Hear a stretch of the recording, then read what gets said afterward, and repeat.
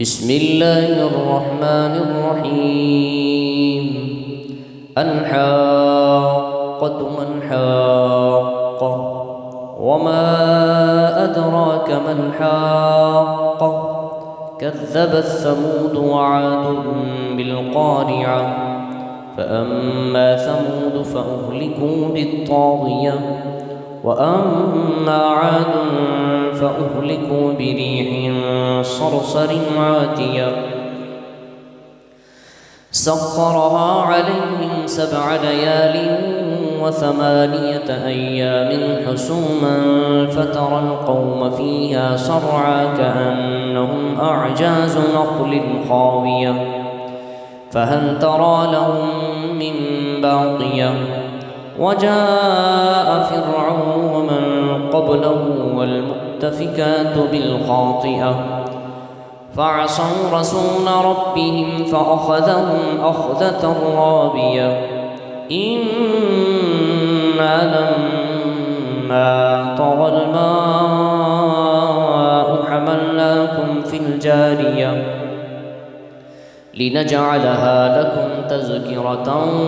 وتعيها أذن واعية فإذا نفخ في الصور نفخة واحدة وحملت الأرض والجبال فدكتا دكة واحدة فيومئذ وقعت الواقعة وانشقت السماء فهي يومئذ واهية والملك على أرجائها ويحمل عرش ربك فوقهم يومئذ 8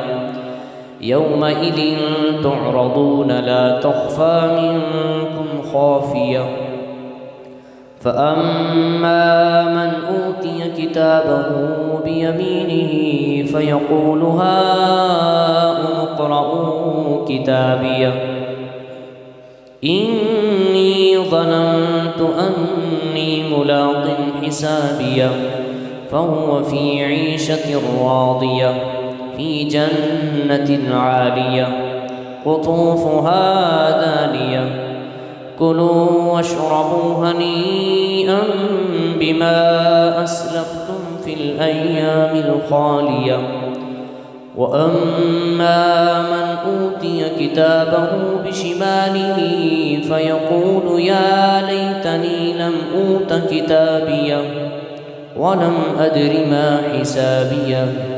يا ليتها كانت القاضية ما أغنى عني ماليه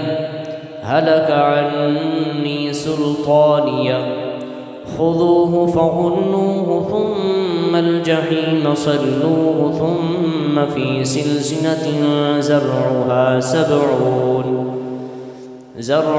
70 ذراعا فاسلكوه إنه كان لا يؤمن بالله العظيم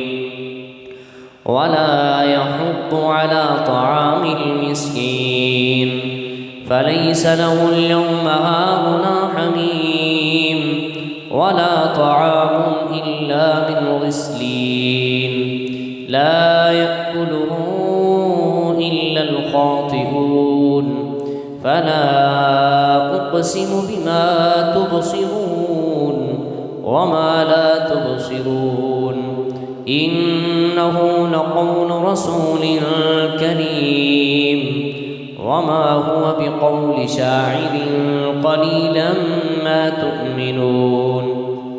ولا بقول كاهن قليلا ما تذكرون تنزيل من رب العالمين ولو تقول علينا بعض الأقاويل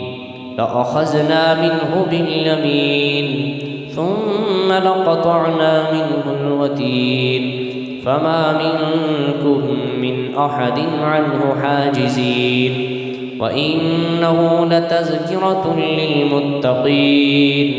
وإنا لنعلم أن منكم